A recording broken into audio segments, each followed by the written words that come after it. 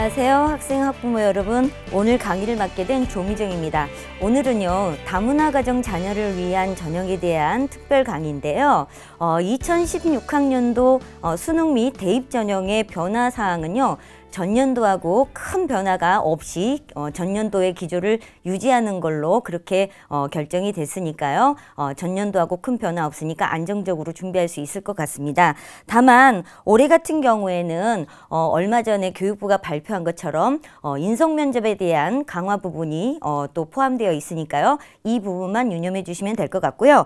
오늘은요, 2016학년도 다문화 가정 학생들이 지원할 수 있는 전형의 특징이 무엇인지에 대해서 세부적인 설명을 해드리도록 하겠습니다. 자신의 어떤 위치와 처해 있는 상황, 지원 자격 이런 것들을 꼼꼼히 살펴서 자신에게 적합한 전형이 무엇인지를 오늘 제 강의를 들으면서 찾아내시고요.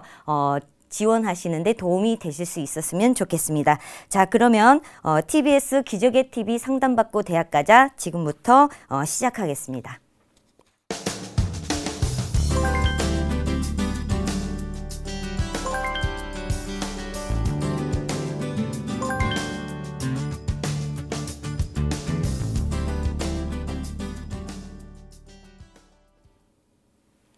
네, 다문화 가정 자녀를 위한 특강 이제부터 시작하겠습니다. 우선 강의를 시작하기 전에요. 2016학년도 대입에 있어서 변화된 부분이 무엇이 있는지 좀 살펴드리겠습니다. 먼저 모집 인원에 대한 변화 부분부터 설명드리도록 하겠는데요. 가장 큰 특징이라고 본다면 전체 총 모집 인원은 줄어들었지만 수시 전형의 모집 인원은 늘어났다는 것이 특징이라고 볼 수 있겠습니다. 자세한 사항을 화면 보면서 설명드리도록 하겠습니다.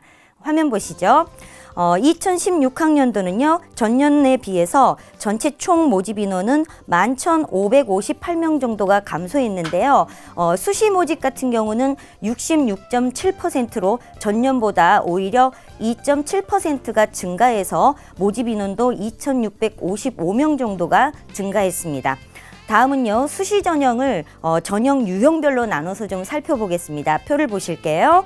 수시 전형의 대표적인 전형이죠. 학생부 중심 전형 선발 이론이 늘어났는데요. 학생부 교과 전형은 38.4%, 학생부 종합 전형은 18.5%로 교과 전형은 전년보다 좀 줄어들었지만 오히려 학생부 종합 전형의 모집 인원이 8,347명이 늘어난 67,631명을 선발하고 있다는 겁니다.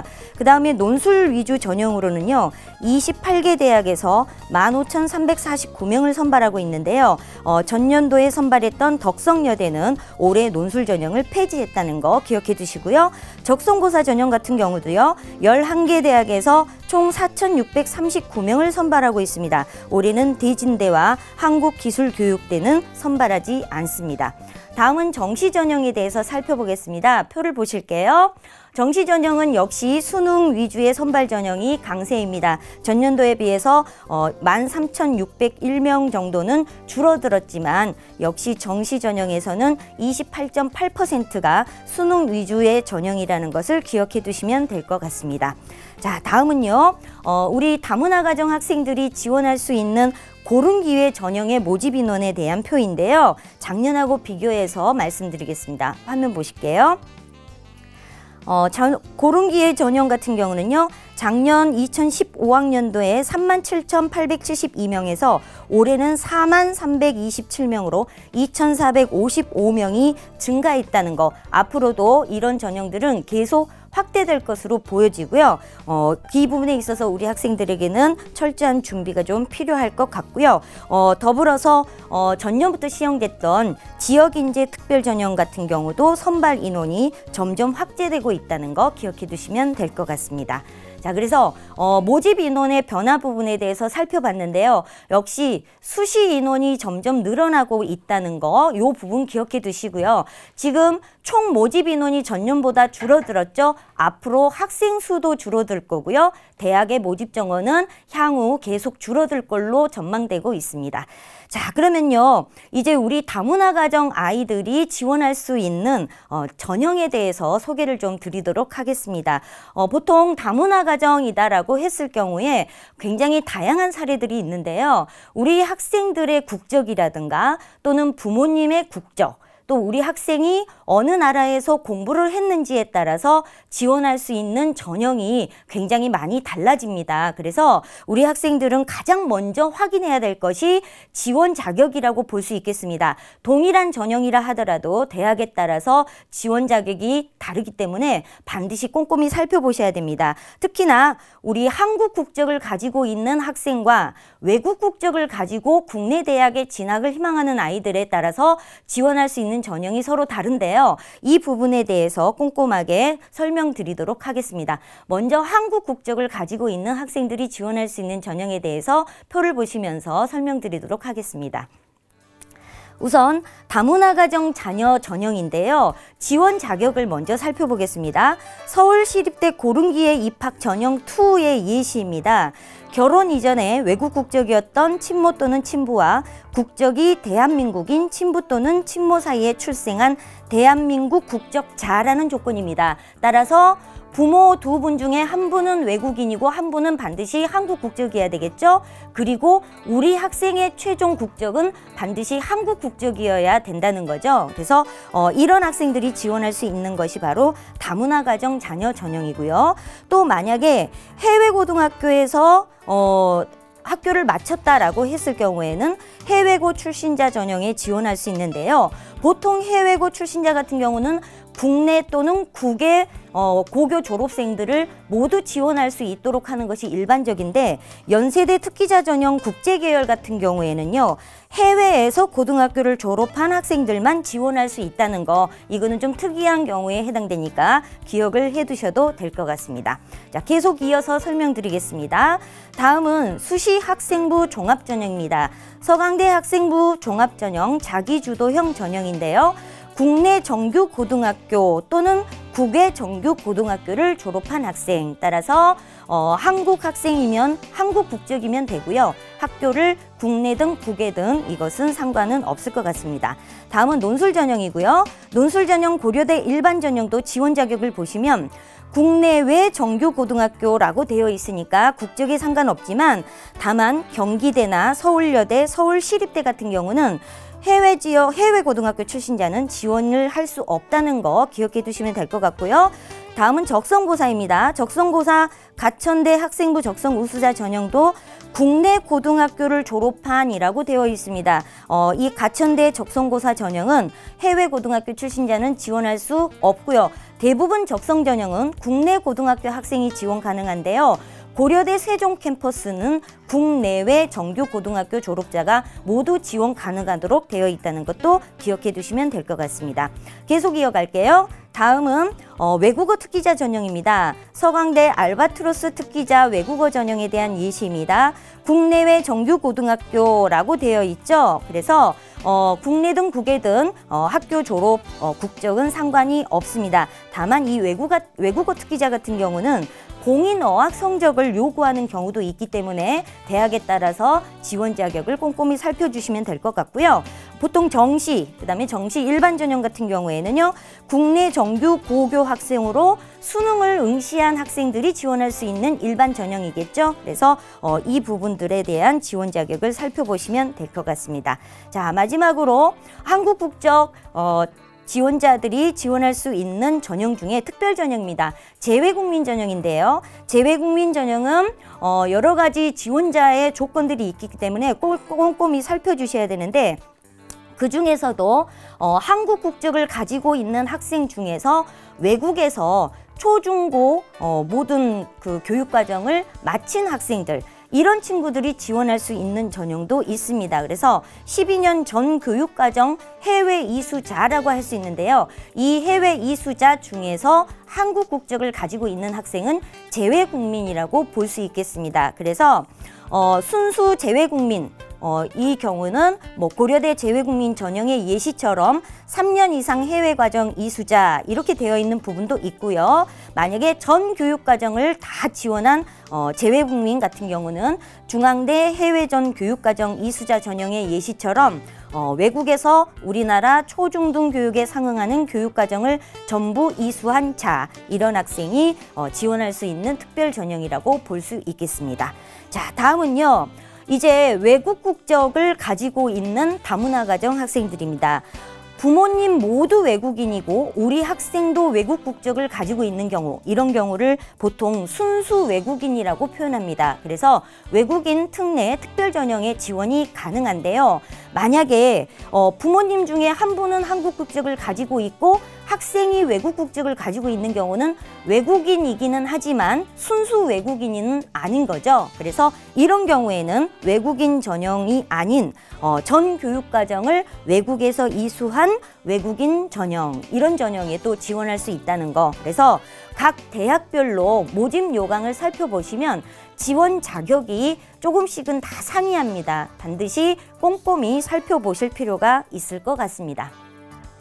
자, 이렇게 해서 우선 아이들의 지원 자격이 어떠냐에 따라서 지원할 수 있는 전형에 대해서 살펴드렸는데요. 이제부터는 지원 자격별, 대학별 특징에 대해서 세부적으로 좀 설명을 드리도록 하겠습니다. 자, 다문화 가정 자녀 전형에 대해서 먼저 설명을 드리도록 하겠는데요. 저희가 그 다문화 가정 전형이라고 해서 이렇게 전형 명칭을 가지고 있는 대학도 있지만 보통의 대부분 대학들은요, 전형 명칭이 고른기회 전형이라든가 아니면은 사회배려자 전형, 사회통합 전형, 이렇게 다양한 명칭으로 우리 학생들을 선발하고 있습니다. 그래서 대학의 전형명에 대해서도 신경을 좀 써주셔야 될 것 같고요. 또 이런 다문화 가정 학생들이 지원할 수 있는 전형의 선발 방식은 평가 기준이 보통은 학생부 교과, 비교과, 자기소개서, 그리고 교과 추천서, 교사 추천서 같은 서류 심사와 이 서류를 기초로 한 면접을 실시해서 선발하는 학생부 종합 전형의 형태를 많이 가지고 있습니다. 특히 서울 상위권의 대학 같은 경우는 학생부 종합 전형으로 선발하지만 수능 최저학력 기준을 요구하는 경우도 있기 때문에요. 이 대학의 최저 기준이 어떻게 됐는지도 살펴보시는 게 중요할 것 같습니다. 전년도에 처음 신설된 한성대 같은 경우는요, 학생부 교과 100%와 수능 최저학력 기준을 요구하고 있다는 것도 기억해 두시면 될 것 같습니다. 자, 그러면 2016학년도 다문화 가정 자녀 전형에 대해서 좀 더 상세하게 설명드리도록 하겠습니다. 자, 표를 보면서 살펴보겠습니다. 우선 최저학력 기준이 없는 전형에 대해서 먼저 말씀드릴게요. 경희대, 광운대, 서울교대, 서울시립대, 중앙대와 같은 대학들은요, 최저학력 기준 없이 서류와 면접에 의해서 대부분의 학생들을 선발합니다. 보통 보시면 경희대, 광운대, 서울시립대, 중앙대 같은 경우도 통합 인원 몇 명 이렇게 포함되어 있죠. 따라서 다문화 가정 전형 그 자녀의 학생이 몇 명이라고 예시되어 있지는 않습니다. 그러나 서울교대 같은 경우는 다문화 가정 자녀로만 5명을 선발한다고 명시가 되어 있고요. 이 대학 같은 경우 특별히 주의해 주셔야 되는 것은 수능 응시를 반드시 해야만 지원할 수 있다는 거. 그러니까 최저 기준은 적용하지 않지만 수능은 응시해야 된다는 지원 자격이 있기 때문에 반드시 확인을 좀 해주셔야 될 것 같습니다. 다음은 최저학력 기준이 있는 다문화 가정 전형입니다. 자, 고려대학교, 서강대, 한성대 같은 경우는요, 사회공헌자, 사회통합, 사회배려자 대상이라는 이런 전형명으로 이 학생들을 선발하고 있는데요. 최저 기준이 제시되어 있습니다. 고려대 사회공헌자 같은 경우 다문화 학생만 2명을 선발합니다. 굉장히 작은 숫자를 선발하죠. 서류로 5배수를 선발하고 면접을 보게 됩니다. 최저학력 기준을 보시면요, 인문 같은 경우는 국수형 4개 중에서 2개 등급 합이 4, 자연계는 2개 등급 합이 5입니다. 서강대 같은 경우는 국수형 중에서 3개 등급합이 4이기 때문에 고려대학교보다 조금 더 강하다는 느낌을 받을 수 있겠습니다. 그리고 한성대는 학생부 교과로만 선발을 하고요. 수능 최저학력 기준은 국수형 4개 중에 2개 등급합이 6, 자연계는 2개 등급합이 7이라는 최저 기준을 가지고 있다는 거 기억해 두시기 바랍니다. 자, 이렇게 다문화 가정 학생을 선발하는 전형이 수능 최저 기준은 적용하는 대학도 있고 없는 대학도 있고 또 통합적으로 뽑고 있기 때문에 굉장히 작은 인원들을 선발하고 있어서 경쟁률도 의외로 상당히 높다는 거 기억을 해두시면 될 것 같고요. 이렇게 그 지원 자격 속에 뭐 다문화 자녀 또는 장애우 자녀, 기초생활수급자 등등 다양한 지원 자격을 가지고 있는 학생들을 한꺼번에 이 전형으로 선발하고 있다는 거 기억해 두시면 될 것 같습니다.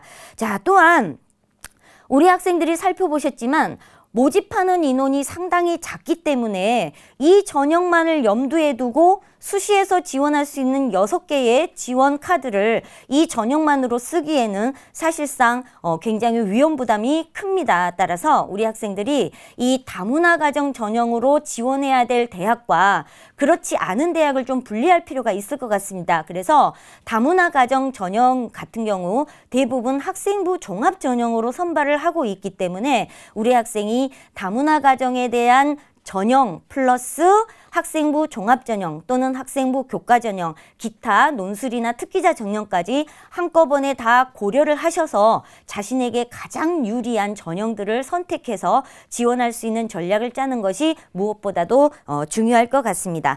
자, 특히 이 다문화 가정 전형은요. 4년제 대학에서만 선발하는 게 아니라요. 전문대학에서도 이 전형으로 선발하는 대학들이 있습니다. 화면 보시면서 설명드리도록 하겠습니다.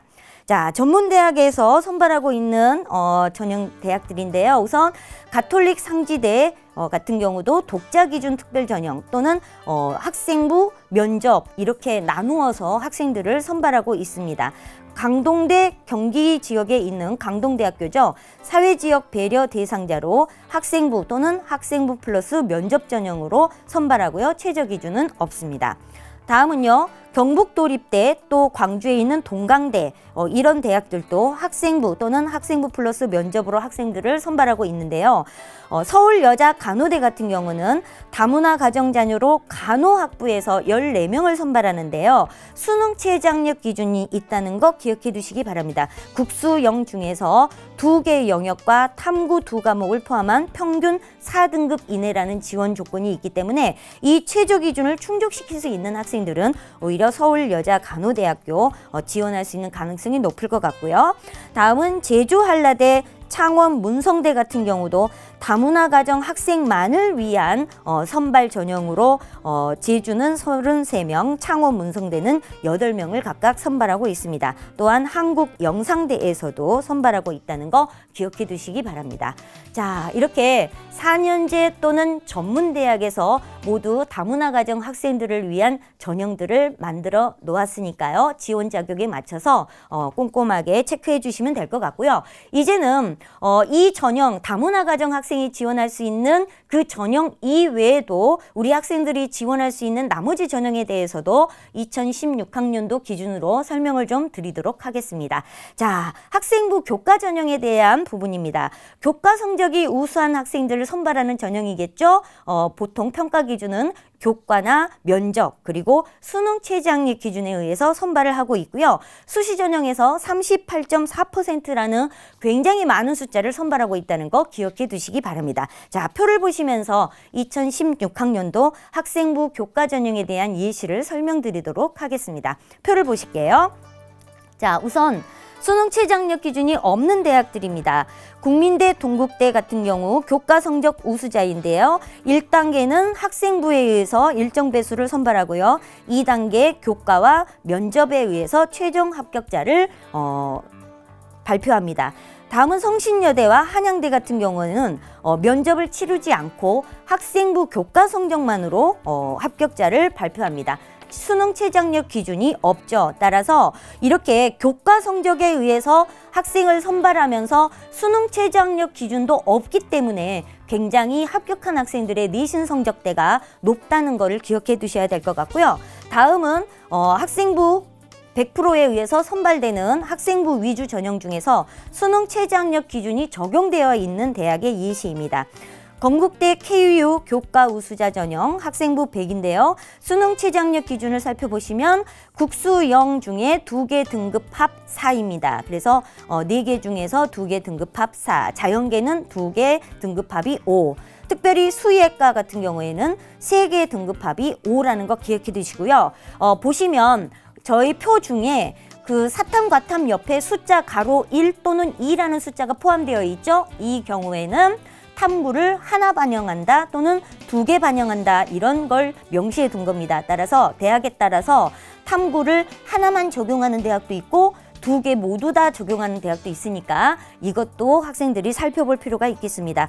연세대 교과 전형 같은 경우는요. 학생부 교과 전형에 의해서 3배수를 선발하고 난 다음에 2단계에서 비교과를 평가합니다. 보통 연세대에 지원하는 학생들 정도면 서울대 직윤과 맞물려서 굉장히 내신 성적이 퍼펙트한 친구들이 워낙 많이 지원을 하겠죠. 따라서 동점자를 가를 수 있는 또 하나의 기준으로 비교과까지 같이 심사하고 있다 이렇게 생각하시면 될 것 같습니다. 여전히 교과 성적이 굉장히 중요하고요. 수능 최저학력 기준을 충족시켜야 된다는 거 꼭 기억해 두시면 될 것 같습니다.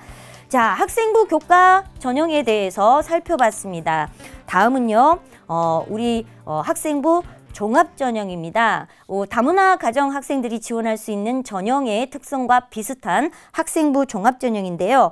우리 학생들의 잠재력이라든가 전공 적합성이라든가 또는 학생들이 가지고 있는 끼 그리고 진로에 대한 열정 이런 것들을 심사하는 전형이라고 볼 수 있겠죠. 그래서 보통은 학생부 면접, 서류, 또 자기소개서, 추천서, 수능 최저학력 기준 이런 것들에 의해서 학생들을 선발하는 전형이라고 볼 수 있겠습니다. 따라서 대학에 따라서 선발하고자 하는 인재상이 다르기 때문에 이런 전형 같은 경우는 각 대학의 홈페이지에 들어가서 그 대학의 인재상이 무엇인지를 꼼꼼히 살펴보실 필요가 있고요. 자신의 전공 적합성, 열정 이런 것들을 서류를 통해서 충분히 보여줄 수 있어야 될 것 같습니다.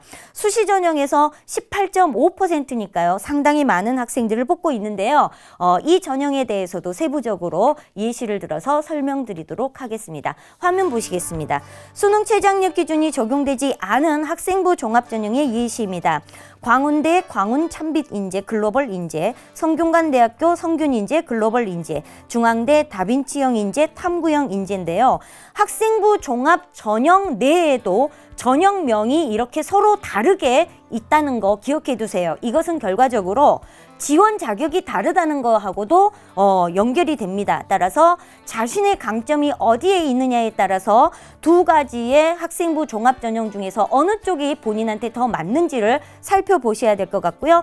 성균관대학교 성균인재전형 같은 경우에는 전년도에는 최저학력 기준을 적용시켰지만 올해부터는 적용하지 않고 있습니다. 다만 글로벌 인재전형에서는요. 의예과에서만 수능 최저학력 기준 국수형 과탐 중에서 세계 1등급을 요구하고 있고 그 외에 학과에서는 최저 기준을 요구하고 있지 않다는 거 기억해 두시고요. 면접도 없고 서류로만 선발하고 있다는 거 기억해 두시면 될 것 같습니다. 다음은 학생부 종합전형 중에서 수능 최저학력 기준이 적용되는 대학의 예시입니다. 고려대학교 학교장 추천이라든가 융합형 인재 또는 서강대 일반 전형 같은 경우에는 수능 최저학력 기준이 적용되어 있으니까요. 꼼꼼하게 살펴주셔서 본인이 지원하고자 하는 목표 대학의 최저 기준을 맞출 수 있도록 학습에 대한 지원 전략을 잘 짜주셔야 될 것 같습니다. 자, 다음은 이제 논술 전형입니다. 가장 많은 학생들이 지원하는 전형이 논술 전형이라고 볼 수 있겠는데요. 올해 28개 대학에서 15,349명을 선발하고 있습니다. 여전히 논술 전형으로 지원하는 학생들의 숫자는 높고 경쟁률도 굉장히 높고 보통은 상위권의 대학에서 선발하는 전형이기 때문에 인기도 굉장히 많다고 볼 수 있겠습니다. 자, 논술 전형에 대한 특징도 화면 보시면서 설명드리도록 하겠습니다. 우선 수능 최저학력 기준이 없는 논술 전형입니다. 건국대학교 KU 논술 우수자 전형, 단국대 논술 우수자, 서울과학기술대, 서울시립대, 한국항공대 같은 경우 다 같이 논술 전형인데요. 대부분은 논술 플러스 학생부 전형으로 되어 있지만 서울시립대 같은 경우만 논술에 의해서 먼저 4배수를 선발하고 나서 이 학생들에 대해서 학생부를 적용해서 최종 합격자를 선발한다는 거. 다른 대학과 적용 방식이 조금 다르죠. 그 다음에 논술 전형에서의 학생부의 영향력이 과거에 비해서는 상당히 좀 낮아진 편이라는 걸 기억해 두시지만 최저학력 기준이 없는 대학 같은 경우에는 논술과 학생부 두 가지가 모두 다 중요합니다. 따라서 우리 학생들이 논술에 대해서 준비를 하고 있으면 수능은 안 들어가니까 포기, 그 다음에 학생부도 영향력이 줄어들었다고 하니까 이것도 포기, 논술에만 올인해야 되겠다라고 생각한다면 아마 합격하기가 어려울 것 같습니다. 그래서 마지막까지 학생부 교과 성적을 준비하는 거 꼭 기억해 두셔야 되겠고요. 다음은 최저학력 기준이 적용되는 논술 전형입니다. 경희대학교 논술 우수자 같은 경우 논술 70, 학생부 30인데요. 수능 최저학력 기준을 보시면 국수영 탐구는 한 과목 또는 국수영 탐구 중 2개 2등급, 그러니까 BAAB 문과 쪽이지만 인문자연 똑같이 지원할 수 있다는 뜻이죠. 한의학과 같은 경우 인문에서는 국비 수A 영 사탐 중에서 3개 등급합 4, 자연계는요 국 A 수비 영 과탐 한 과목 중 2개 등급합 5, 의치한 자연계 같은 경우는 3개 등급합 4, 이런 최저 기준을 걸어놓고 있습니다. 따라서 논술 전형을 준비하는 학생들 같은 경우에는요, 수능 최저학력 기준을 충족시키는 데 초점을 맞춰주셔야 될 것 같고요. 전년도 같은 경우 수능이 난이도가 굉장히 낮아지다 보면 다 맞거나 한 문제만 틀려도, 그러니까 한 문제 틀리면 등급이 떨어지는 이런 상황이 발생했을 경우에는 본인이 요구하는 최저 기준을 만족시키지 못할 가능성도 상당히 의외로 높아집니다. 따라서 이런 경우를 준비하셔서 수능에 대한 최저 기준을 충족시킬 수 있는 만반의 준비를 해 주셔야 된다는 거 꼭 기억해 두시면 될 것 같고요. 다음은 이제 적성고사 전형입니다. 적성고사 전형 같은 경우는 보통 니신이나 수능 성적이 3등급대 정도 돼서 인서울을 하기가 어려운 이런 친구들이 선택하는 적성고사 전형인데요. 이 인원은 점점 줄어들고 있는 추세라고 보시면 될 것 같습니다. 그래서 올해에는 11개 대학에서 4,639명을 선발하고 있고요. 전년에 비해서 1,196명이 감소된 그런 상태라고 보시면 되겠습니다. 자, 그래서 적성고사 같은 경우는 보통 국어나 수학, 영어 중에서 2과목 또는 3과목을 시험을 치르게 되는데요. 적성고사의 시험 유형이 보통 수능형과 비슷하게 문제가 객관식으로 출제가 되고요. 이 적성고사 같은 경우는 짧은 시간 동안에 많은 문제를 풀어내는 것이 중요합니다. 따라서 여러분들이 이 적성고사 전형을 목표로 한다면 원하는 대학의 홈페이지에 들어가 보시면 기출문제가 나와 있습니다. 그래서 이 기출문제를 풀어보시고 자신에게 적합한 대학의 유형이 어디인지 찾으셔서 지원을 해보시는 것도 좋을 것 같습니다. 자, 좀 더 세세하게 설명드리도록 하겠습니다. 화면 보실게요. 적성고사 전형 중에서 수능 최저학력 기준이 적용되지 않는 대학들입니다. 가천대, 서경대, 한국산업기술대, 한성대 같은 경우에는요, 수능 최저 기준 없이 학생부 60과 적성 40에 의해서 선발을 하고 있고요. 최저학력 기준이 적용되고 있는 대학은 고려대 세종캠퍼스, 홍익대 세종캠퍼스 두 대학이 수능 최저학력 기준을 적용하고 있습니다. 고려대 세종 같은 경우, 인문 같은 경우는 국어, 수학, 영어 중에서 한 과목만 3등급, 자연계 같은 경우는 국수, 영탐 4개 중에서 하나 3등급, 이런 조건을 가지고 있습니다. 따라서 오히려 이 적성고사를 준비하는 학생 같은 경우는요, 한 개 3등급이라는 최저 기준을 충족시킬 수만 있으면 오히려 최저 기준이 적용되지 않는 것보다는 최저 기준이 적용되는 대학에 지원했을 때 합격 가능성을 높일 수 있다는 것도 기억해 두시면 될 것 같습니다. 자, 다음은 어학특기자 전형입니다. 우리 다문화 가정 학생들 중에서는요, 어학적인 장점을 가지고 있는 학생도 많이 있을 거라고 보여집니다. 자, 어학특기자 같은 경우는요, 공인 어학 성적을 요구하고 있는 대학도 있고요. 지원 자격뿐만 아니라 이 공인어학 성적 자체를 평가로 점수화시켜서 반영하는 대학도 있습니다. 또는 공인어학 성적을 요구하지는 않지만 서류나 이런 것들을 통해서 학생의 어학 능력을 평가하기도 하는데요. 정부 정책에 따라서 이 어학특기자 전형은 폐지되거나 인원을 점점 줄여나가고 있다는 것도 하나의 특징이라고 볼 수 있겠습니다. 자, 어학특기자 전형에 대한 세부적인 내용도 화면 보시면서 설명드리도록 하겠습니다. 자, 경희대학교 실기 우수자 중에 글로벌 영어 전형입니다. 서류 103배수로 선발하고요. 2단계에서는 면접을 실시하게 되는데요. 여기에서는 영어 면접을 치르게 됩니다. 지원 자격을 보시면 국내외 고등학교를 졸업하거나 검정고시 합격자로서 탁월한 외국어 능력을 바탕으로 한 글로벌 역량을 갖춘 자, 지원 자격 내에는 공인 어학 성적을 요구하고 있지 않은 전형이라고 볼 수 있겠고요. 국민대 어학특기자 전형 같은 경우는 오히려 지원 자격 속에 공인 성적표 제출 가능자라고 되어 있죠. 그래서 공인 어학 성적을 가지고 있어야 되고요. 이것이 바로 전형 내에서 1단계의 어학 성적만으로 8배수를 선발하게 됩니다. 따라서 국민대 어학특기자 같은 경우는 어학 성적도 굉장히 좋아야만 된다는 거 기억해 두시고요. 그 다음에 한양대 글로벌 인재 어학 전형 같은 경우는요. 오히려 1단계에서 에세이를 치르게 됩니다. 따라서 이 에세이라는 것은 어떻게 보면 우리가 보통 국문 논술을 영어 논술로 치른다 이렇게 생각하시면 좋을 것 같습니다. 이 또한 한양대 홈페이지 들어가 보시면요. 전년도 기출문제가 나와 있으니까요. 그걸 꼼꼼히 살펴서 미리미리 준비를 해보시는 게 좋을 것 같습니다. 자, 이렇게 해서 수시의 전형에 대해서 설명을 드렸고요. 마지막으로 정시 전형입니다. 정시의 일반 전형, 수능에 의해서 갈 수 있는 전형에 대해서 말씀드리겠습니다.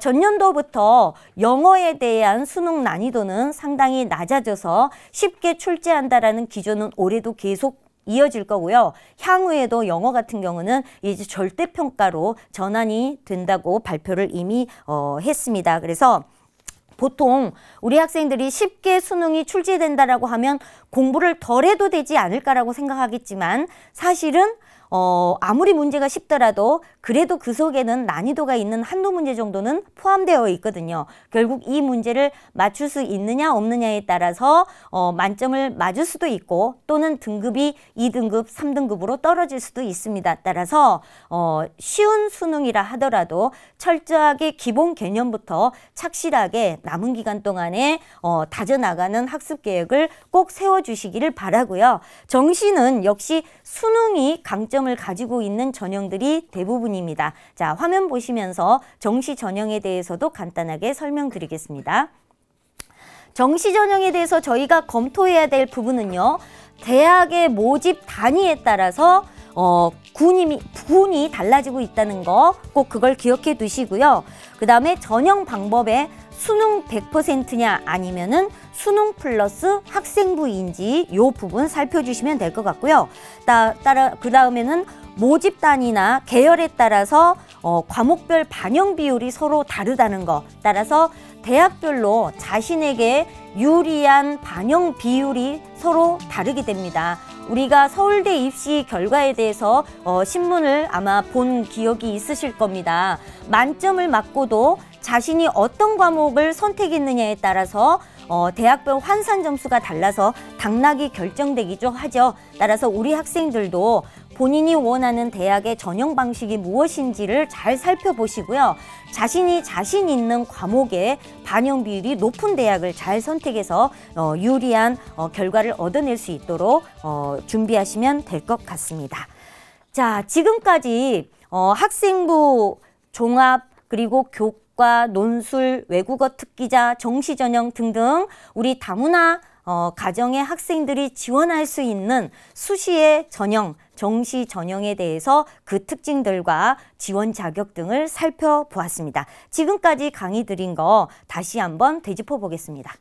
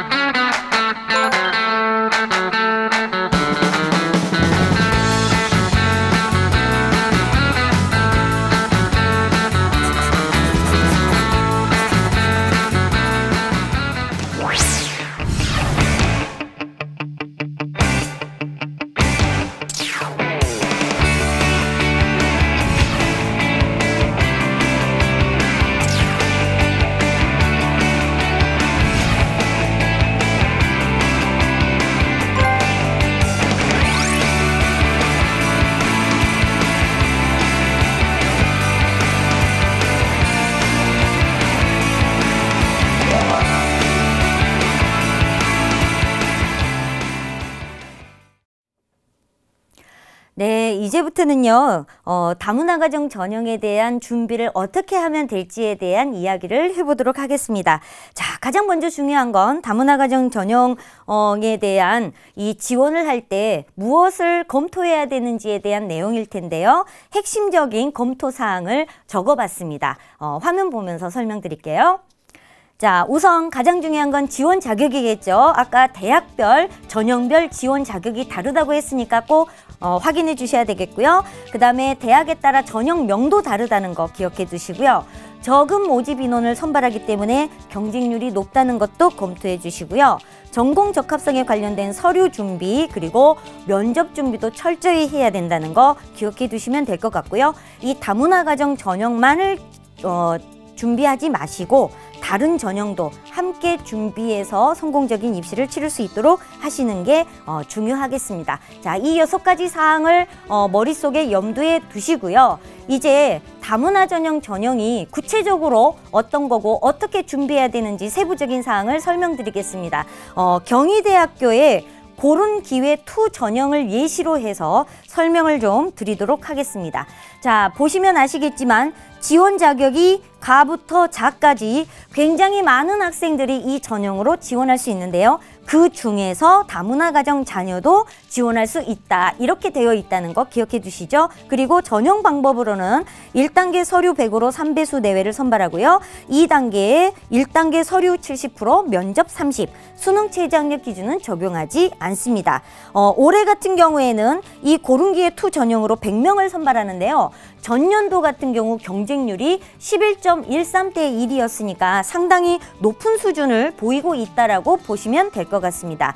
자, 이제 이 다문화 전형을 보시면 서류에 의한 심사가 중요한데요. 과연 서류라는 것은 뭐고 어떤 것들을 평가하고 있는지 서류 심사 평가에 대한 방법을 알려드리겠습니다. 우선 서류 평가에는요. 크게 잠재 역량에 대한 평가와 학업 성적 역량에 대한 평가를 경희대에서는 실시하고 있는데요. 그 구체적인 내용을 화면 보면서 설명드리겠습니다. 자, 경희대학교 고른 인재 2 전형에 있어서 잠재 역량을 평가하는데 평가 자료로는요. 학교생활 기록부에 있는 비교과 영역, 수상실적이라든가 리더십, 봉사, 동아리, 진로활동, 독서활동 등 그리고 행동 특성 및 종합 의견 이런 것들을 보고 비교과 영역에 대한 평가 그리고 우리 학생이 제출한 자기소개서 그리고 선생님이 써주신 교사 추천서 이거는 필수는 아니지만 받을 수 있으면 받아서 제출하는 게 좋겠죠. 이런 것들을 통해서 우리 학생의 잠재적인 역량을 평가하고요. 두 번째, 학업 적성 역량에 대한 평가는요. 학교생활기록부에서 교과 영역에 대한 부분입니다. 과목별 원점수 평균, 표준 편차라든가 이수자수, 이수 단위, 석차 등급 그리고 지원하고자 하는 학과와 관련되어 있는 교과 성적을 본다는 게 굉장히 중요한 핵심 포인트라고 볼 수 있겠습니다. 따라서 우리 학생이 수학 선생님이 꿈이어서 수학교육과에 지원하려고 한다. 수학을 잘 해서 교과 성적이 좋은 학생들이 아무래도 더 좋은 평가를 받을 수 있겠죠? 이 부분도 기억해 두시고요. 과목별 세부 능력 및 특이사항이라든가 방과 후 학습은 어떻게 했는지 자기주도 학습 능력이라든가 이런 것들을 종합적으로 평가한다고 볼 수 있겠습니다. 따라서 이런 잠재 역량과 학업 적성 역량 2가지의 기준에 의해서 학생들을 평가하는데요. 이 2가지 기준으로 어떤 부분을 보고 싶은 건지 그 평가 준거가 나와 있습니다.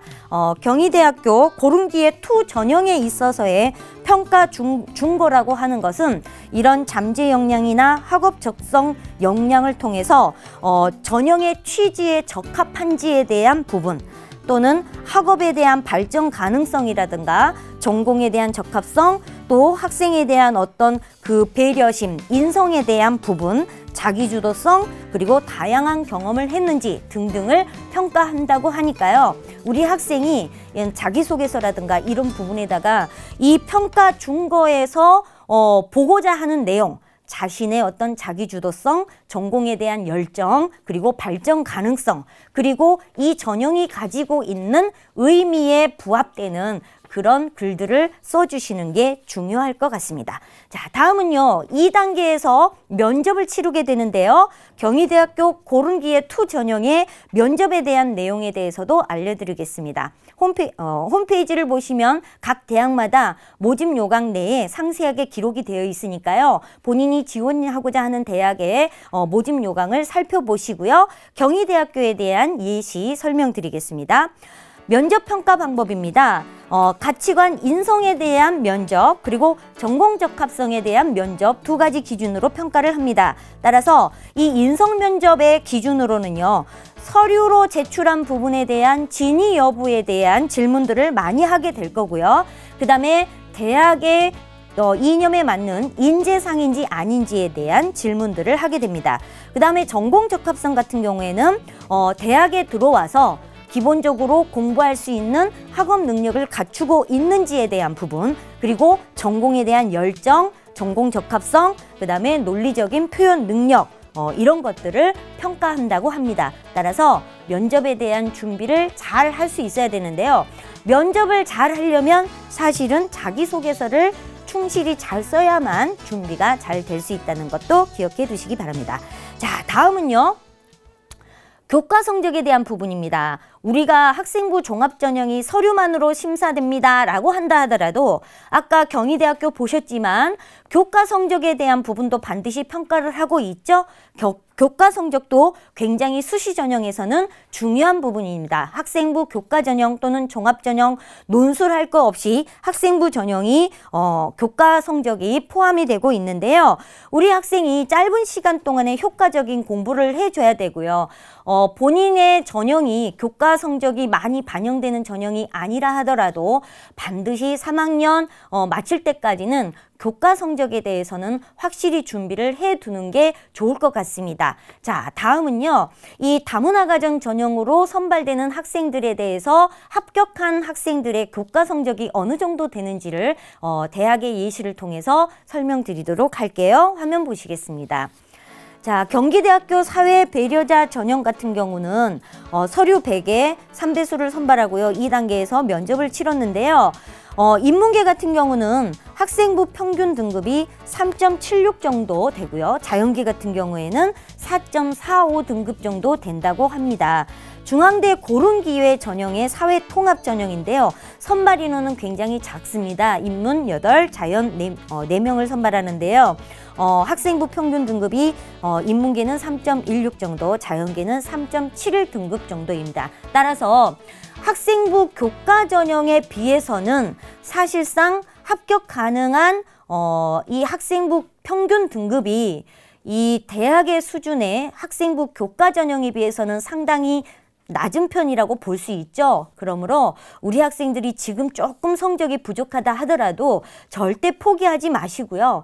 끝까지 3학년 1학기 성적까지 끌어올리셔서 최대한 좋은 결과를 얻어내시면 오히려 서류 전형이라 하더라도 좋은 결과를 얻어낼 수 있다는 것 꼭 기억해 두시기 바랍니다. 자, 다음은요. 비교과 부분입니다. 비교과에 대한 부분인데요. 이제 3학년 학생 같은 경우에는 이미 비교과에 대한 부분이 어느 정도 완성이 되어 있을 겁니다. 1, 2학년 때 했던 비교과 활동이 무엇이었는지를 곰곰이 다시 한번 되짚어 보시고요. 정리하는 기회가 필요할 것 같고요. 준비해야 되는 1, 2학년 학생 같은 경우는 자신이 선택하는 진로, 꿈에 맞는 비교과 활동을 남은 기간 동안에 잘 계획을 세워서 준비를 해주시면 좋겠는데 비교과 활동에 대해서 평가 항목에 사용되는 부분을 조금 설명을 드리도록 하겠습니다. 우선 진로사항에 대한 부분이에요. 우리가 학년 말이 되면 1학년, 2학년, 3학년 자신의 꿈에 대해서 진로, 직업에 대해서 적게 되어 있는데요. 사실 고3 때 수시 원서를 쓰게 될 때 자신이 지원하게 되는 학과에 비해서 1, 2학년 때 선택하는 이 모집 단위가 다른 경우도 굉장히 많습니다. 모집 단위가 달라진다 하더라도 그 부분에 대해서 너무 힘들어하지 마시고 왜 꿈이 바뀌었는지에 대한 근거만 명확하게 만들어주시면 될 것 같습니다.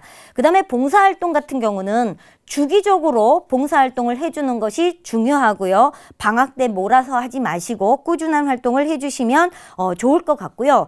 그 다음에 여러분이 했던 행동 특성 및 종합 의견, 선생님이 적어주신 이 부분이 여러분들을 평가하는 아주 중요한 내용이 되기 때문에 학교 생활을 그만큼 충실히 잘 이행을 해 주셔야 될 것 같습니다.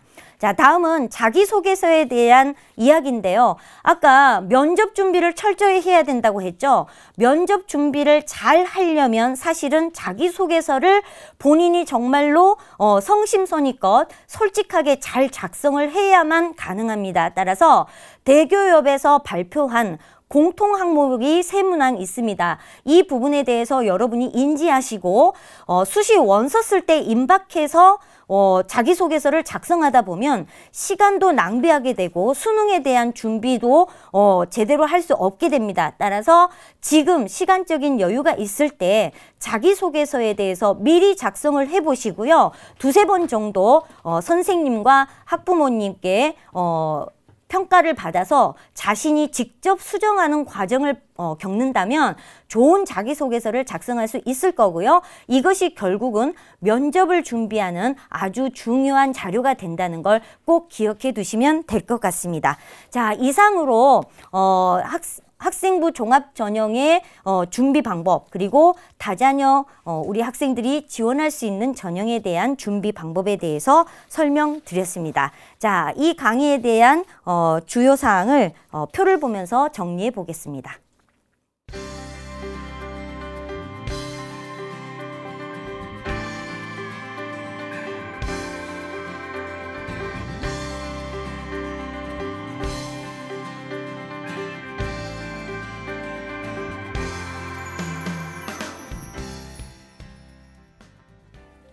네, 이상으로 2016학년도 다문화가정 학생이 지원할 수 있는 전형과 그 특징들에 대해서 말씀드렸고요. 준비 방법에 대해서도 간략하게 소개해 드렸습니다. 자, 지금 중요한 건 우리 학생이 어떤 위치에 놓여 있고 자신의 조건이 무엇인지, 교과 성적이라든가 비교과 준비 정도, 대학별고사의 정도, 또 모의고사 수능 성적은 어느 정도 나왔는지를 조금은 객관적으로 판단을 하시고요. 자신에게 적합한 지원 가능한 목표 대학, 그리고 학과, 그리고 전형 방법에 대해서 꼼꼼하게 체크를 하시고 남은 기간 동안에 그 전형에 대한 준비를 빈틈없이 해나가면 올해 틀림없이 좋은 결과가 있을 거라고 보여집니다. 오늘 제 강의가 여러분께 도움이 되시기를 바라고요.